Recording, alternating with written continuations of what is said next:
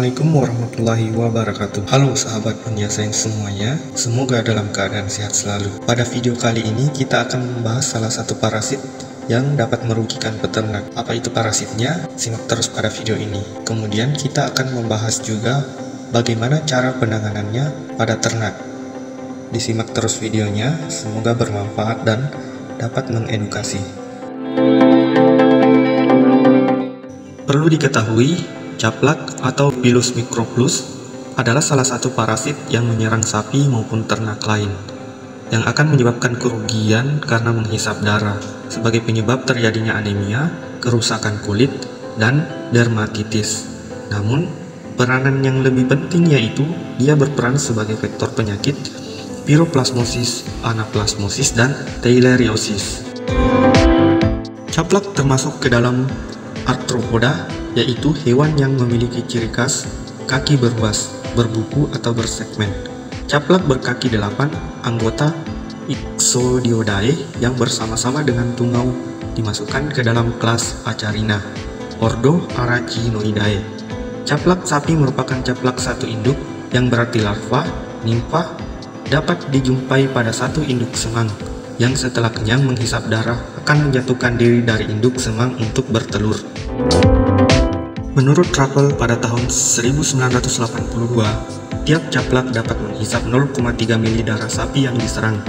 Sedangkan menurut Johnson pada tahun 1998, setiap caplak dapat menyebabkan menurunnya produksi susu sebanyak 8,9 mili dan penurunan 1 gram bobot tubuh sapi. Apabila investasi caplak pada seekor sapi mencapai jumlah ribuan, maka bukan tidak mungkin sapi itu akan meregang nyawanya dikarenakan anemia. Caplak merupakan ektoparasit, parasit yang hidup di luar tubuh host atau liang-liang kulit yang masih mempunyai hubungan dengan dunia luar, misal di kulit, rambut, rongga telinga luar yang terdapat pada hewan ternak, serta keberadaannya selalu memicu kerugian, baik secara fisik bagi hewan ternak tersebut ataupun kerugian secara ekonomis bagi para peternak. Berikut ini cara membasmi kutu pada sapi. Yang pertama yaitu mandikan sapi. Cara pertama untuk menghilangkan kutu pada sapi bisa dilakukan dengan memandikan sapi, memakai sampo, yang cocok dilakukan untuk peternak sapi skala rumahan. Mandikan sapi secara menyeluruh dari leher, tubuh, kaki, perut hingga ke bagian buntut sapi.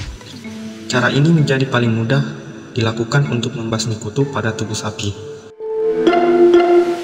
Sapi perlu dimandikan untuk menjaga kebersihannya, guna terbebas dari berbagai kuman dan kotoran penyebab penyakit yang menempel pada tubuh.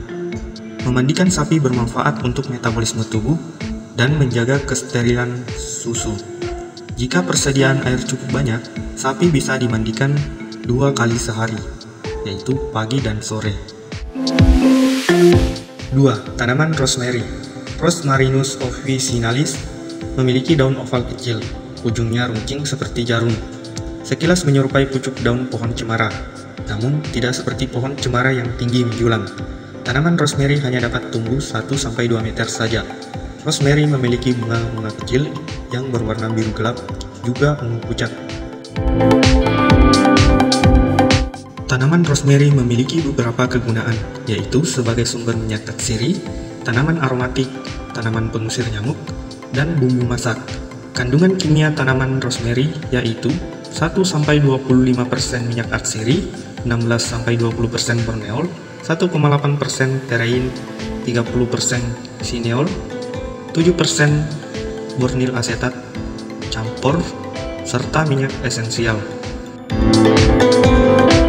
Dalam jurnal penelitian Cardina pada tahun 2007 dikatakan bahwa kandungan yang terdapat dalam minyak tatsiri rosemary sering digunakan sebagai penolak serangga, antara lain sineol, campur, campen, linalool, limeon, borneon, myrcen, dan terpineol. Daun rosemary bisa digunakan untuk membasmi kutu sapi. Caranya cukup mudah, yakni dengan merebus daun rosemary segar dengan air selama 30 menit sampai mendidih. Diamkan dan saring air tersebut, kemudian semprotkan pada tubuh sapi dan jangan dibilas, namun dibiarkan saja hingga mengering dengan sendirinya. Lakukan cara ini ketika udara sedang panas. dan tambahkan juga beberapa tetes campuran lemon di area leher agar kutu tidak bisa keluar. 3. Tanaman jeruk nipis. Jeruk nipis atau Laxitrus aurantifolia merupakan jenis tumbuhan yang masuk ke dalam suku jeruk-jerukan, tersebar di Asia dan Amerika Tengah, dikenal juga sebagai jeruk pecel. Membuat larutan dari jeruk nipis juga sangat baik digunakan untuk membasmi kutu sapi. Anda hanya perlu mengiris jeruk nipis, kemudian rebus dengan air dan biarkan sampai dingin selama semalam. Esok paginya, masukkan campuran tersebut dalam botol semprot dan segera semprot pada tubuh sapi untuk melembabkan bulu sapi, dan lakukan sebanyak sekali dalam sebulan untuk membasmi kutu. Cara lainnya, Anda juga bisa menggunakan minyak esensial jeruk nipis yang dicampur dengan air. Pastikan untuk menyemprotkan larutan ini ketika panas, agar kutu bisa lebih cepat disingkirkan.